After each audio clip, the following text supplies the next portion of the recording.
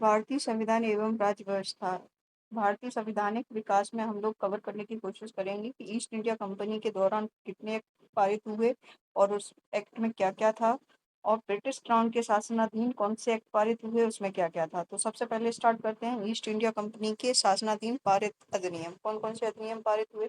सबसे पहले regulating act 1773 है। इसमें हुआ कि कलकत्ता में उच्चतम न्यायालय की स्थापना हुई थी, जिसके प्रथम मुख्य न्यायाधीश थे एलिजा इम्पे।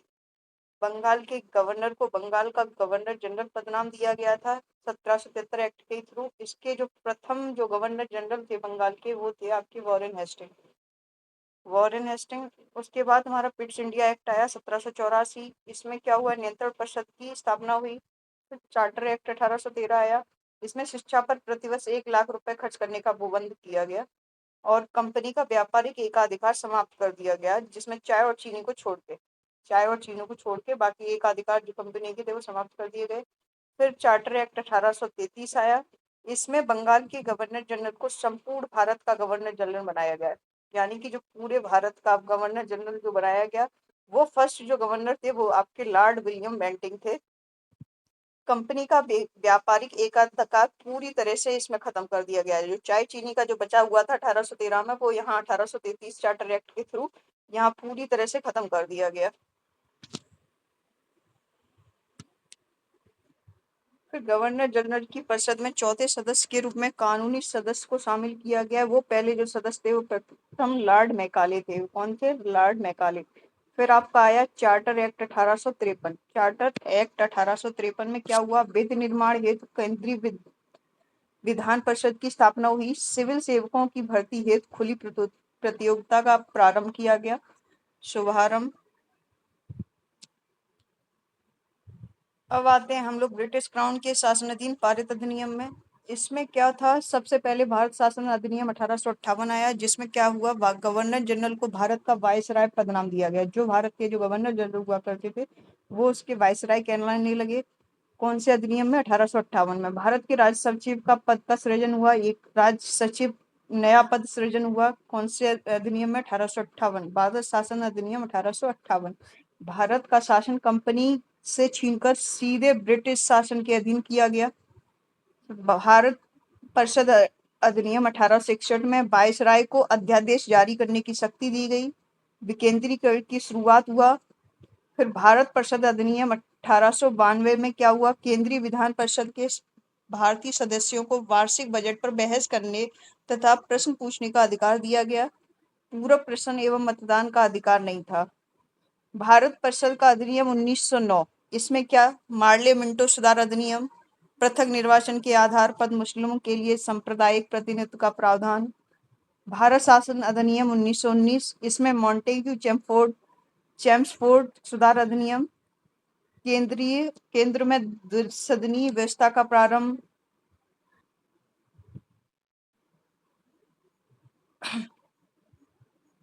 प्रांतों में द्वैध शासन की शुरुआत। विषयों को 2 भागों आरक्षित एवं हस्तांतरित में बांटा गया। भारत शासन अधिनियम 1935। इसमें क्या है, केंद्र में संघात्मक सरकार की स्थापना हुई, प्रांतों में द्वैध शासन की समाप्ति हुई, केंद्र में द्वैध शासन की शुरुआत हुई, केंद्रीय बैंक एवं संघीय न्यायालय की स्थापना हुई, बर्मा को भारत से अलग किया गया, सिंध एवं उड़ीसा नामक नए प्रांतों का निर्माण हुआ।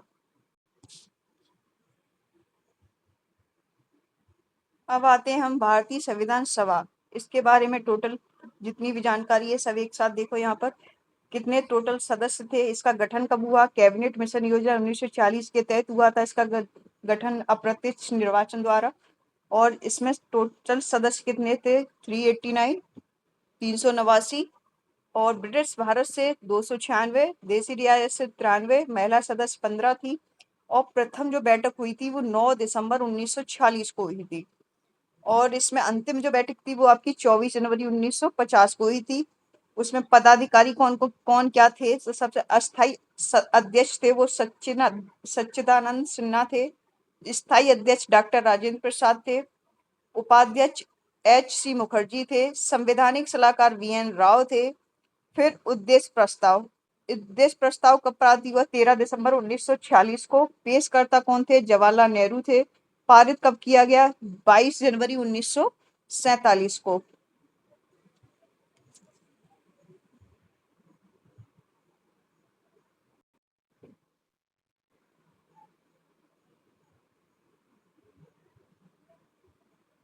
अब हम आते हैं संविधान सभा की प्रमुख समितियां एवं उनके अध्यक्ष। संविधान सभा की जो समितियां थी उनके कौन कौन अध्यक्ष थे? संघ शक्ति समिति, संघीय संविधान समिति के जो अध्यक्ष थे वो जवाहरलाल नेहरू थे। नियम समिति, प्रक्रिया समिति और संचालन समिति, ये तीनों के राजेंद्र प्रसाद थे। प्रांतीय संविधान समिति, मौलिक अधिकारों एवं अल्पसंख्यकों संबंधी समिति किसकी थी? सरदार वल्लभ भाई पटेल इसके अध्यक्ष थे। प्रारूप समिति, जिसका गठन 29 अगस्त 1947 को हुआ था, 7 सदस्यीय थी ये प्रारूप समिति। इसके जो अध्यक्ष थे वो कौन थे? डॉक्टर भीमराव अम्बेडकर।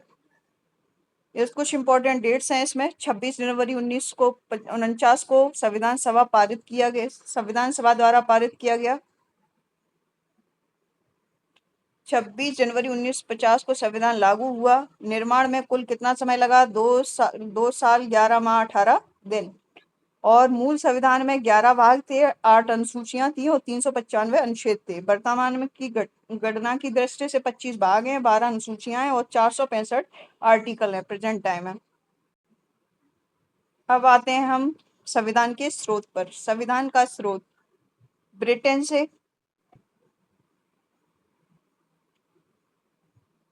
से क्या लिया गया है? संसदीय शासन प्रणाली। संसदीय शासन प्रणाली ब्रिटेन से ली गई है। एकल नागरिकता ब्रिटेन से ली गई है। विधिका शासन भी ब्रिटेन से लिया गया है। और संयुक्त राज्य अमेरिका से हमें कौन कौन से सोर्स लिए गए हैं? मूल अधिकार, न्यायपालिका की स्वतंत्रता, न्यायिक पुनरावलोकन, उच्चतम एवं उच्च न्यायालय की न्यायाधीशों को हटाया जाना, राष्ट्रपति पर महाभियोग, उपराष्ट्रपति का पद, विधियों के समान संरक्षण, ये सब हमारे किससे लिया गया है? संयुक्त राज्य अमेरिका से लिया गया है। फिर कनाडा।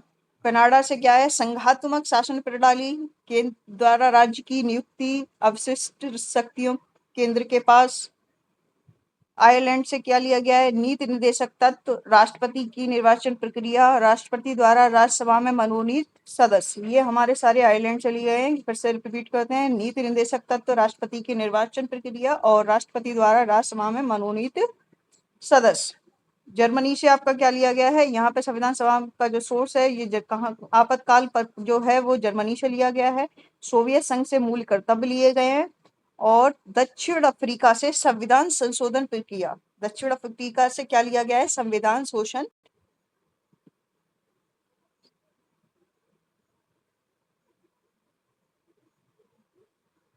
संविधान संशोधन प्रक्रिया दक्षिण अफ्रीका की।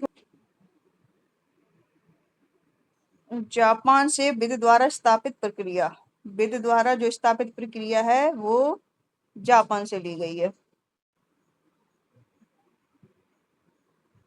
अब आते हैं हम उद्देशिका या प्रस्तावना। भारत का इसमें क्या? एक संपूर्ण प्रभुत्व संपन्न समाजवादी पंथ निरपेक्ष लोकतंत्रात्मक गणराज्य। न्याय, सामाजिक, आर्थिक और राजनीतिक, 3 प्रकार के न्याय हैं। इसमें कौन कौन से हैं? सामाजिक, आर्थिक और राजनीतिक। स्वतंत्रता कितने? विचार, अभिव्यक्ति, विश्वास, धर्म और उपासना की स्वतंत्रता है। समता, प्रतिष्ठा और अवसर की है। 42वें संविधान संशोधन अधिनियम 1976 द्वारा जोड़े गए शब्द कौन कौन से हैं? वो हैं समाजवादी, पंथनिरपेक्ष और अखंडता। ये 3 शब्द 1976 में जोड़े गए हैं 42वें संविधान संशोधन अधिनियम द्वारा। केशवानंद भारती वाद 1973 में उच्चतम न्यायालय ने उद्देशिका को संविधान का भाग माना है। संविधान का जो भाग माना है किसको? उद्देशिका को।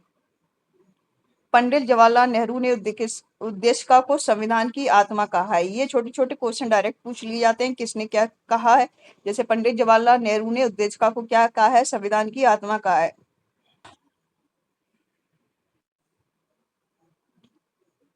के एम मुंशी ने उद्देशिका को राजनीतिक जन्म पत्री कहा है। राजनीतिक जो जन्म पत्री है ये किसने कहा है? के एम मुंशी ने कहा है।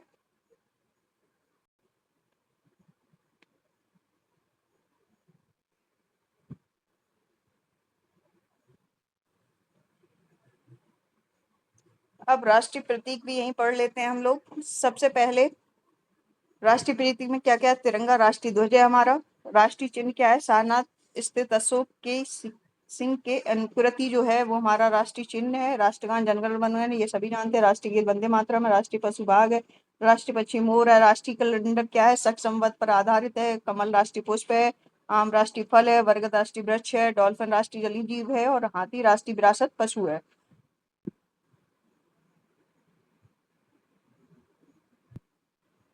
राज नए राज्यों का जो गठन हुआ है कब हुआ है, कौन सी सन में हुआ है, ये वो भी यहाँ देख लेते हैं। आंध्र प्रदेश का जो गठन हुआ है 1 अक्टूबर 1953 में हुआ था। गुजरात का 1 मई 1960 में। नागालैंड 1 दिसंबर 1963। हरियाणा 1 नवंबर 1966। हिमाचल प्रदेश आपका 25 जनवरी 1971। मणिपुर आपका 21 जनवरी 1972। मेघालय 21 जनवरी 1972। ये 1972 में ही है। 21 जनवरी को कौन कौन से हैं? मणिपुर, मेघालय और त्रिपुरा। सिक्किम 16 मई 1975। मिजोरम 20 फरवरी 1987। अरुणाचल प्रदेश 20 फरवरी 1987। ये दोनों एक साथ हुए, मिजोरम और अरुणाचल प्रदेश। फिर इधर 12 वाला गोवा 30 मई 1987। छत्तीसगढ़ 1 नवंबर 2000। ये 2000 में तीन नए राज्य आए, छत्तीसगढ़, उत्तराखंड और झारखंड। इसमें 1 नवंबर को छत्तीसगढ़, उत्तराखंड 9 नवंबर को, झारखंड 15 नवंबर को। और तेलंगाना सबसे लास्ट 2 जून 2014। इसमें तेलंगाना